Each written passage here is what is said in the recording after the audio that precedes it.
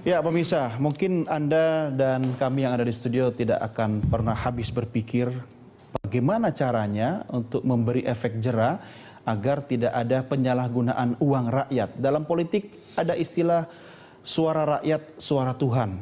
Artinya kalau wakil rakyat menggunakan uang rakyat tidak pada tempatnya, dia menyalahgunakan uang Tuhan itu kan? Mestinya begitu kan? Penyadarannya di situ ya. Nah, simple saja sebenarnya. Transparansi kita butuhkan ya, Pak Roy. Ada konsep e-budgeting yang digagas di DKI Jakarta dan Presiden Jokowi sekarang ini. Menurut Anda bentuk-bentuk transparansi seperti apa sih yang efektif untuk menangkal modus-modus seperti ini? Iya, jadi sebetulnya e-budgeting itu salah satu model inovasi ya, dengan memanfaatkan teknologi. Bahwa dengan teknologi sudah mulai memasyarakat, maka e-budgeting menjadi sarana yang dianggap efektif untuk bisa mendorong percepatan transparansi di daerah ya. Nah, tetapi memangkas jalur-jalur birokrasi yang bisa membuka peluang transaksi kan? Iya, betul. Jadi semua input melalui teknologi informasi gitu. Nah, memang di setiap daerah kan berbeda ya. Misalnya kalau DKI Jakarta dengan APBD yang begitu besar, otomatis misalnya seorang gubernur atau seorang Ahok akan sulit misalnya memantau dokumen APBD yang begitu banyak, memuat anggaran sekitar 70 sekian atau 60 sekian triliun. Nah, dengan e-budgeting maka dia tertolong dengan sistem itu ya, maka dia akan bisa memeriksa tentang usulan-usulan per dinas ya.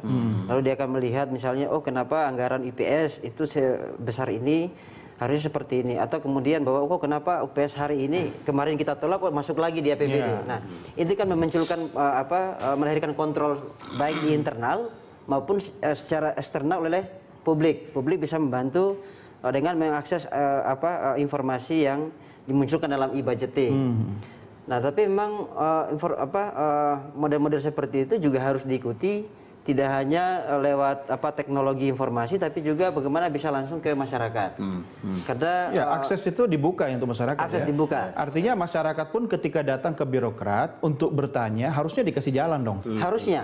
Nah, dengan kita bukan dikasih preman kan? Bukan dikasih preman. Artinya bukan berangkat niat minta informasi, pulang tinggal lama. Wah, bahaya. Nah, itu yang sangat Anda nggak takut nih ngomong begini, nanti di depan sana sudah ada yang nungguin. Nah, itu yang dikhawatirkan oleh banyak orang itu kan bahwa jaminan masyarakat untuk bisa keselamatannya itu. Iya, artinya Pak Robert, ketika masyarakat yang berhak tahu dikemanain uang mereka dikelola itu, tapi ternyata tidak mendapatkan akses, walaupun ada regulasi yang menjamin itu. Nah, lama-lama kok mungkin masyarakat berpikir, capek juga ya daripada nanti dampaknya kepada keselamatan. Ini mungkin agak terlalu lebay gitu, tapi kan bisa saja terjadi kasus seperti itu kan? Iya, bisa. Dan begini, e-budgeting itu kan tools. Maksudnya itu alat ya. Yang paling penting sesungguhnya adalah komitmen pemimpin, kepala daerah dan DPRD. Tanpa itu ini alat akan selalu bisa diutak-atik maksudnya ya. Itu satu. Kemudian kedua adalah budaya di birokrasi sendiri. Bahwa ketransparansi itu, bahwa APBD itu bukan dokumen yang tabu untuk publik. Itu hak publik untuk tahu. Dan wajib bagi Pemda sebagai badan hukum publik untuk membuat ini jadi pengetahuan banyak orang.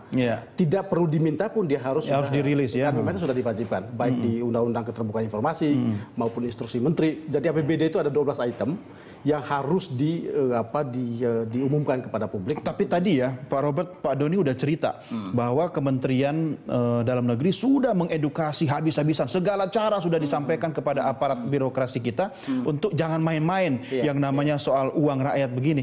Tapi kok masih kejadian? Menurut Anda sebenarnya persoalannya di mana sih? Regulasi sudah ada, ya aturan main sudah ada. Jangan-jangan ini bicara karakter atau mental? Ya, saya kira itu regulasi sudah ada. Pengawasan juga cukup kuat saya kira ya. Kurang apa lagi pengawasan kan? Tapi memang mungkin satu komitmen saya selalu melihat pemimpin itu menjadi kata kunci. Kalau pemimpinnya tidak tegas, ya itu kita butuh orang seperti Ahok. Walaupun masalah Jakarta masih bertumpuk-tumpuk, tapi paling tidak ada sinyal bahwa komitmen pemimpin itu kelihatan. Kemudian bahasanya jadi tim sukses Ahok ini, bukan? Oh, bukan. Kedua adalah budaya birokrasi itu sendiri. Mereka sudah lama melihat bahwa APBD itu adalah uang pemerintah. APBD itu uang birokrasi, bukan uang rakyat.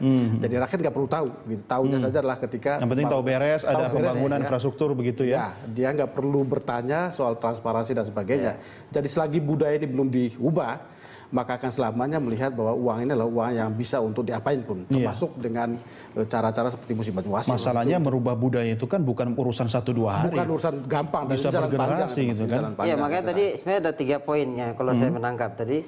Misalnya satu, harus ada inovasi. Kita masyarakat harus bisa mencari pemimpin yang memiliki inovasi. Nah, kebanyakan kepala daerah kita hari ini itu sangat miskin inovasi, ya.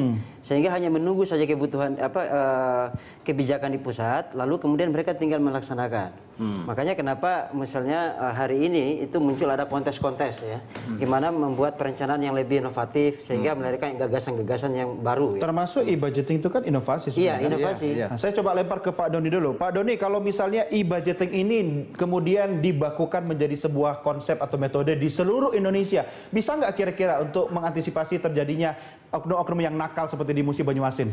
Gini Mas, sebelum saya sampai ke sana, kemarin kita sudah banyak pemikiran tentang e-budgeting. Itu salah satu memang yang sangat inovatif. Tapi begini, kembali kepada konsepsi dasarnya dulu ya. Apa sih anggaran itu? Saya sederhana mengartikan anggaran. Anggaran itu cuma terdiri dari 6 huruf. Jadi dia anggaran itu bermakna amanah. Amanah rakyat kepada Dewan Perwakilan Rakyat Daerah yang dilaksanakan oleh eksekutif untuk keadilan dan kesejahteraan masyarakat. Oh, itu anggaran ya Pak ya? Itu makna anggaran, amanah rakyat. Amanah itu, rakyat. Nah, sekarang dikaitkan dengan, nanti saya melihat itu dari sisi yang lain nih. Saya melihatnya dari sisi yang lebih luas, lebih makro ya. Apa itu Pak? Dia kita kaitkan dengan efektivitas dan legitimasi. Oke. Nah, mereka kan legitimate itu, orang yang terpilih. Tetapi benarkah mereka efektif? Atau bisa saja mereka efektif, tapi belum tentu mereka legitimate. Iya. Dari efektivitas dan legitimate itu ada 5 hal yang mendasar. Pertama, masalah akuntabilitas. Kedua, masalah mandatori. Ketiga, masalah keterwakilan. Masalah keempat, keadilan dan kesejahteraan. Nah, yang ketiga yang saya ingin soroti, masalah keterwakilan.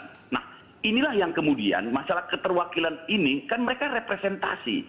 Kenapa dulu pernah dimunculkan gagasan kehadiran mereka dalam proses rekrutmen politik sudahlah lebih bermakna sebagai representasi keterwakilan rakyat yang dalam batas tertentu kemudian memang intinya akhirnya harus dibiayai dari negara. Iya. Kalau tidak mereka nanti mencari-cari terus. Makanya kemarin ada wacana seperti yang pernah dilemparkan, bagaimana itu dibiayai dari negara atau dibiayai dari APBD, ya. Akhirnya betul-betul mereka nanti berorientasi kepada public policy, kepada kebijakan anggaran, bukan kepada hak-hak budget. Sementara ini diartikan kebijakan anggaran itu sebagai, jadi mereka seharusnya berhenti kepada budget policy. Tetapi yang ada pada mereka seolah diartikan secara sempit, harafiannya sempit apa? Hanya kepada hak budget. Iya. Jadi soal persetujuan itu menjadi sebuah harga mahal. Ini kok kesannya Nah, kita jadi mengukur kualitas dan kapasitas SDM ini Pak, birokrat kita. Iya, tapi dari sisi rekrutmen politik, saya akan melihat dari sisi yang lain. Ya, kalau kita tadi regulasi sudah kita dudukkan, asistensi, supervisi, bimbingan, sudah mulut kita ini berbusa-busa, Mas. Ya, mulut kita berbusa-busa bagaimana mereka kita orientasikan. Tidak kurang-kurang Pak Menteri Dalam Negeri mengingatkan para bupati, para wali kota, para gubernur untuk kembali kepada taat dan taat kembali kepada aturan norma, jangan pernah terjebak moral hazard. Tetapi kan ini interaksi di antara dua pihak, baik antara pihak eksekutif dengan legislatif. Karena di satu sisi bagaimanapun eksekutif dalam posisi yang tidak semudah yang kita bayangkan, karena mereka bergantung besar kepada tingkat persetujuan DPRD. Ya kan, kalau persetujuan itu tidak diberikan dalam waktu yang singkat atau cepat dan tepat dan seterusnya akan berimplikasi kepada masalah di masyarakat gitu kan. Nah, simbiosis mutualistis inilah yang seharusnya kita potong, kita pangkas ya. Kalau saya melihatnya dari sisi keterwakilan DPRD-nya, kita dorong mereka betul-betul, sudahlah Anda betul-betul datang Anda tidak perlu mengeluarkan uang, Anda tidak perlu ikut ini itu keluar biaya banyak atau dengan kos politik yang begitu tinggi, tapi Anda betul-betul datang dengan representasi keterwakilan rakyat itu betul-betul karena amanah rakyat, tetapi kemudian mereka dibiayai dari dan atas beban negara. Iya. Jadi mereka jadi jangan lagi selama ini kan mereka harus keluar uang, mereka ikut pemilihan di sana, ikut ini. Jadi mereka harus mikir bagaimana balik modal ya Pak ya? Ya, modal dulu mereka ya. Betul. Kita sama-sama mengikuti ya, begitu mereka terpilih, mereka sebelum mereka ikut pemilihan mereka sudah keluar sekian. begitu selesai pemilihan dan kemudian dengan sejumlah harapan untuk dapat mengembalikan. Itu kan mekanisme sistem pemilihan kita yang akhirnya berimplikasi kepada mau tidak mau mereka berpikir saya hanya 5 tahun. Betul. Apalagi yang mau saya dapatkan. Ini argonya kan cuma 5 tahun ini kan. Jangan sampai sudah mau masuk tahun kelima belum balik modal gitu. Modal mereka. Oke, makanya baik. kemarin berwacana lah pemikiran, sudahlah daripada mereka kemudian harus keluar ini keluar itu, sudah semua itu dibiayai oleh Ditanggung negara. Oke. Nah, dengan Baik. dasar itu mereka datang dengan badan, dengan pemikiran, tidak ada lagi pemikiran harus ini, harus itu, mengembalikan ini, mengembalikan itu, betul-betul berbicara keterwakilan. Betul. Dan bukan cuma datang bawa diri dong. Keadilan dan kesejahteraan masyarakat dari APBD. Baik, baik. Pada tadi yang saya katakan makna anggaran itu adalah amanah rakyat kepada Dewan Perwakilan Rakyat Daerah. Jadi amanah, betul-betul amanah mereka gitu. Oke, Kalau baik. nanti sistem pemilihan kita kayak begini, ya kita akan ketemu kayak begini terus. Betul, Kemarin betul. Di Baik. satu kabupaten tertentu di Kalimantan mana itu ya, Kalimantan Tengah kalau tidak salah ya. Hal sama terjadi juga. Kemarin di Semarang dan hampir di beberapa daerah ketemu kayak begini-begini terus. Baik, baik. Pak Doni, kita akan lanjutkan perbincangan kita di segmen berikutnya. Pak Roy dan Pak Robert juga. Kita akan segera kembali di segmen berikutnya. Pemirsa, tetap bersama kami.